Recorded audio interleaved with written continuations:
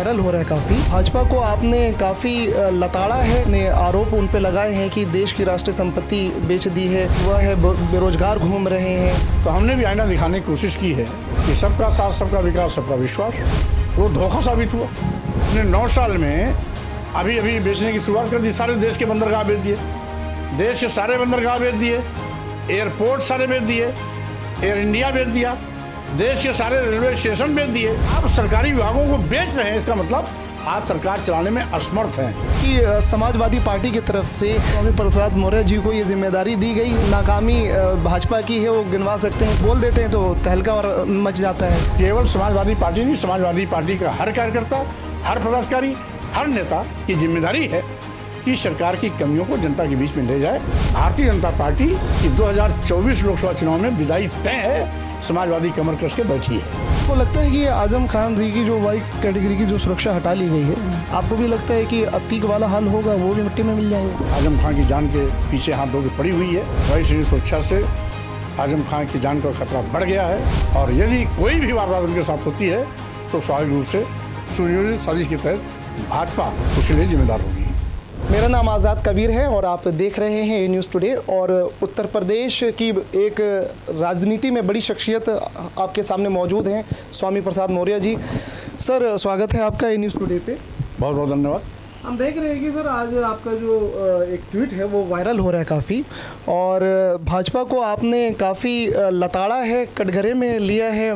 सारे आपने आरोप उन पे लगाए हैं कि देश की राष्ट्रीय संपत्ति बेच दी है, और जो युवा है बेरोजगार घूम रहे हैं, और किसानों का बुरा हाल कर दिया है, इस तरह से। और एक तरफ सरकार भाजपा ये कह रही है कि हमने तो विकास किया है और सबका विश्वास जीता है। अब भाजपा अपने 9 साल के कार्यकाल की गाथा जगह जगह चट्टी चौराहे जाकर के बता रही है। तो हमने भी आईना दिखाने की कोशिश की है कि भारतीय जनता पार्टी ने वादा किया कि सबका साथ, सबका विकास, सबका विश्वास। वो धोखा साबित हुआ। जिसने भी भाजपा का दिया साथ, भाजपा ने कर दिया उसका बंटाधार, सत्यानाश। सर, देश के नौजवानों ने झूम करके भाजपा की सरकार बनाई। नौजवानों को क्या मिला? बेरोजगारी। आज वो बेरोजगारी की त्रासदी झेल रहा है। देश की समस्त जनता ने झूम करके भाजपा की सरकार बनाई थी। आज महंगाई की आग में सब जल रहे हैं। यही नहीं, किसानों ने भी बढ़ चढ़ के हिस्सा लिया, और सरकार ने किसानों को लाभकारी मूल्य दिलाने का वादा किया था। लाभकारी मूल्य तो आज तक नहीं दिला पाए। यहाँ तक कि जब किसान का उत्पाद पैदा होता है तो क्रय केंद्र द्वारा बिचौलियों के माध्यम से उनको अपने उत्पाद को बेचना पड़ता है, और बचा खुचा यदि कुछ है तो छुट्टा जानवर उसकी फसल को चढ़ के बराबर कर देते हैं। व्यापारियों ने तो उनको पैसा भी दिया, चंदा भी दिया, वोट भी दिया, सरकार बढ़ चढ़ के बनाई। अब व्यापारियों पर भी आफत टूट पड़ी। उन पर भी जीएसटी से संबंधित जांच को ईडी को सौंप करके जो सामान्य व्यापारी हैं उनको तबाह करने का एक अवसर दे दिया। अब इससे क्या होगा? व्यापारियों का बड़े पैमाने पर आर्थिक शोषण होगा, धनादोहन होगा। लघु एवं मध्यम व्यापारी टूट जाएंगे, और बड़े उद्योगपतियों पर सरकार तो मेहरबान है ही है, वो और मोटे होंगे। और जो ग्रामीण अंचल के जनपदीय स्तर पर जो व्यापारी हैं वो और कमज़ोर होंगे। तो स्वाभाविक रूप से सरकार की जो नीतियां हैं वो जनविरोधी हैं। और यही नहीं, अगर ये बहुत अच्छी सरकार है तो पूर्ण प्रचंड बहुमत पाने के बाद भी ये सरकार चला नहीं पा रही है, क्योंकि आज़ादी के बाद भाजपा एक ऐसी पहली सरकार है जो राष्ट्रीयकृत संपत्तियों को और विभागों को निजी हाथों में बेच रही है। जबकि पूर्व की सरकारें जब कभी मौका पाती थी तो निजी क्षेत्रों का राष्ट्रीयकरण करती थी। जब निजी क्षेत्र का राष्ट्रीयकरण होता तो रोजगार के अवसर पैदा होते थे, नौजवानों को रोजगार बड़े पैमाने पर मिलने की गुंजाइश बढ़ती थी। यहाँ तो जो गुंजाइश थी सरकारी विभागों में, राष्ट्रीय संपत्तियों में सरकारी नौकरी पाने का, उनके अरमानों पर भी गला घोटा जा रहा है। इन्होंने अभी हम ये भी देख रहे हैं सर कि अभी आपने युवा रोजगार के ऊपर बात करी है। अभी पिछले 4 सालों में वैकेंसी जो है जिस तरह से निकलनी चाहिए थी, सन्नाटा पसरा हुआ है, इस पर भी कुछ कहना है? हाँ, स्वाभाविक रूप से भाजपा सरकार जब से आई सरकारी नौकरियाँ गए तभी तो आज बेरोजगारों की फौज बढ़ रही है। आज करोड़ों करोड़ों नौजवानों की बेरोजगारों की फौज तैयार हो गई है, इसीलिए कि सरकारी नौकरियां निकलना बंद हो गई। भूले बिसरे कोई विज्ञापन आया तो भ्रष्टाचार की बलवेदी चढ़ गई। इस सरकार ने अपने 9 साल में अभी अभी बेचने की शुरुआत कर दी। सारे देश के बंदरगाह बेच दिए, देश के सारे बंदरगाह बेच दिए, एयरपोर्ट सारे बेच दिए, एयर इंडिया बेच दिया, देश के सारे रेलवे स्टेशन बेच दिए, कई दर्जन ट्रेनें बेच दी, यहाँ तक कि LIC जैसी बड़ी संस्था बेच दिया जहाँ दसियों लाख लोग काम करते हैं। और ये सभी जो बेचे गए, सभी लाभ वाले संस्थान बेचे गए, अपने चहेते उद्योगपतियों के हवाले किया गया। तो आप सरकारी विभागों को बेच रहे हैं, इसका मतलब आप सरकार चलाने में असमर्थ हैं। आपकी इसका फेलोनेस साबित दिखाई पड़ रहा है। आप असफल सरकार हैं, ये ऐसा साबित कर दिया आपने खुद अपने हाथों से। तो स्वाभाविक रूप से 9 साल की अपनी उपलब्धि गिना रहे हैं।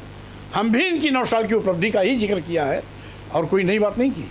सर, आपके ट्वीट में एक अहम लाइन है कि आगे गलती करोगे तो ये देश बेच देंगे, इशारा अभी तो तरफ है। लेकिन सवाल यहाँ पर अहम ये निकल रहा है कि समाजवादी पार्टी की तरफ से क्या स्वामी प्रसाद मौर्य जी को ये जिम्मेदारी दी गई है कि अब जितनी भी नाकामी भाजपा की है वो गिनवा सकते हैं, तो स्वामी प्रसाद मौर्य गिनवाएंगे? क्योंकि उत्तर प्रदेश की राजनीति में इनकी आवाज़ सुनी जाती है और कुछ बोल देते हैं तो तहलका और मच जाता है। केवल स्वामी प्रसाद मौर्य ही लोकसभा की तैयारी है, केवल समाजवादी पार्टी नहीं, समाजवादी पार्टी का हर कार्यकर्ता, हर पदाधिकारी, हर नेता की जिम्मेदारी है कि सरकार की कमियों को जनता के बीच में ले जाए। और उसी दिशा में मैंने एक पहल की है। रही बात भारतीय जनता पार्टी की 2024 लोकसभा चुनाव में विदाई तय है, समाजवादी कमर कस के बैठी है। ये जो अभी गठबंधन की बात हो रही है, अभी देख रहे हैं कि चाहे बिहार में नीतीश जी हों, दिल्ली से केजरीवाल जी और अखिलेश जी, सब मिल करके आप लोग एक मंच तैयार कर रहे हैं। क्या ऐसा लगता है कि अगर आप लोग आ गए बहुमत के साथ, आप तो GST पे आपने काफ़ी बातें बोली हैं, क्या आप लोग GST को हटा देंगे अगर आपकी सरकार आती है?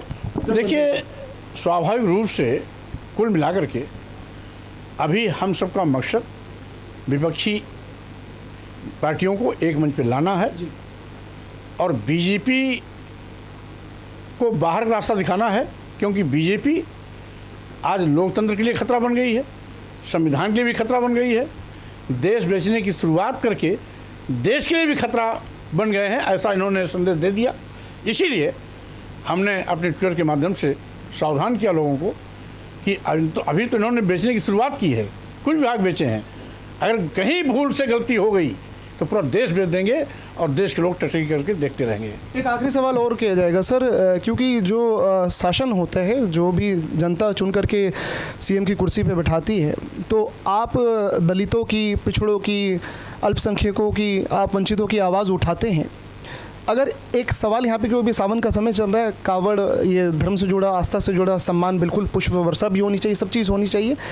धर्म विशेष को खास सुविधा देना और दूसरों को, मुसलमानों की बात कर लेते हैं, रोज़ जुमे वाले दिन नमाज़ पढ़ लेते हैं, ईद वाले दिन नमाज़ पढ़ लेते हैं, उनके अंदर में भावना नहीं आएगी कि हमारे साथ स्वतःला व्यवहार किया जाता है, हम मुस्लिम हैं इस वजह से?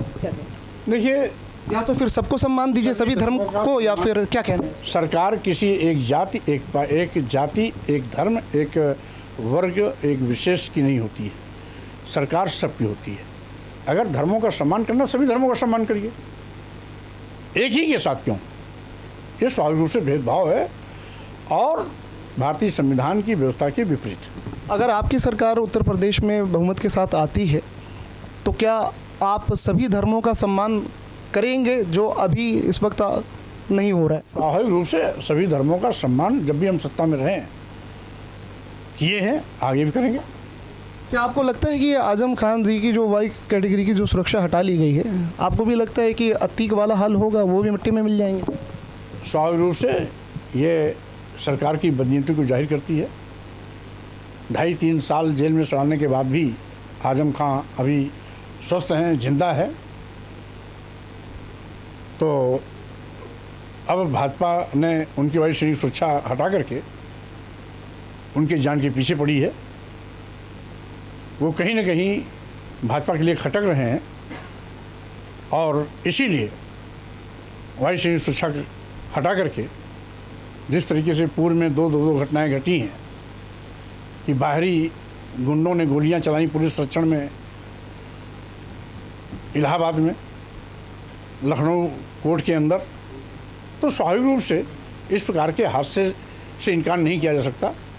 भाजपा स्वाभाविक रूप से कहीं न कहीं आज आजम खां की जान के पीछे हाथ धो के पड़ी हुई है। वायु सेना सुरक्षा से आजम खां की जान का खतरा बढ़ गया है और यदि कोई भी वारदात उनके साथ होती है तो स्वाभाविक रूप से सुनियोजित साजिश के तहत भाजपा उसके लिए जिम्मेदार होगी। माफियाओं का तो सफाया होना चाहिए और जंगल राज खत्म हुआ है, भाजपा ये कहती है। अंत में इस पर क्या कहें? देखिए, गुंडा राज, जंगल राज खत्म हो ये सब चाहते हैं, लेकिन उसके लिए कानून है, पुलिस है, न्यायपालिका है। गुंडे को गुंडा नहीं खत्म कर सकता। एक गुंडा को खत्म करने के लिए 3 गुंडा आप पैदा कर रहे हो तो गुंडा कैसे खत्म होगा? एक अपराधी को मारने के लिए 3 अपराधी आपने पैदा कर दिया तो आप तो अपराध को बढ़ावा दे रहे हैं। आप तो गुंडे माफिया अपराधी पैदा कर रहे हैं। तो गुंडे माफिया अपराधी पैदा करने वाले लोग गुंडा माफिया अपराधी नहीं हटा सकते हैं, जंगल राज नहीं खत्म कर सकते हैं। ये काम पुलिस का है, कानून का है, न्यायपालिका का है। इसलिए जो उसके लिए अतीत है उसको आगे आना चाहिए। बाहरी गुंडे माफिया अपराधियों की इसमें कोई जगह नहीं है। उत्तर प्रदेश की जनता क्या 2024 में समाजवादी पार्टी को लोकसभा की गदगद सीटें देने जा रही हैं संख्या में? स्वाभाविक रूप से अंतिम निर्णय तो जनता का ही होता है, लेकिन हमें पूरा भरोसा है कि जिस तरीके से भारतीय जनता पार्टी की सरकार सभी मुद्दों पर पूरी तरीके से फेल हुई है, जनता भाजपा को बाहर का रास्ता जरूर दिखाएगी। बहुत बड़ी बात यहाँ पर आप सुन रहे थे स्वामी प्रसाद मौर्य जी को, और लगता है कि इस बार जो समाजवादी पार्टी की जो तैयारियां हैं 2024 लोकसभा इलेक्शन के लिए वो कमर कस रखी है। और जो समाजवादी पार्टी में अभी इस वक्त बड़े चेहरे हैं स्वामी प्रसाद मौर्य जी, और विपक्ष में रहते हुए जो एक जिम्मेदारी होती है ये निभाने की कोशिश कर रहे हैं, जनहित के मुद्दे उठाते हैं। आज एक ट्वीट था तो ये चर्चे में है और वायरल है। आप देख रहे थे ए न्यूज़ टुडे।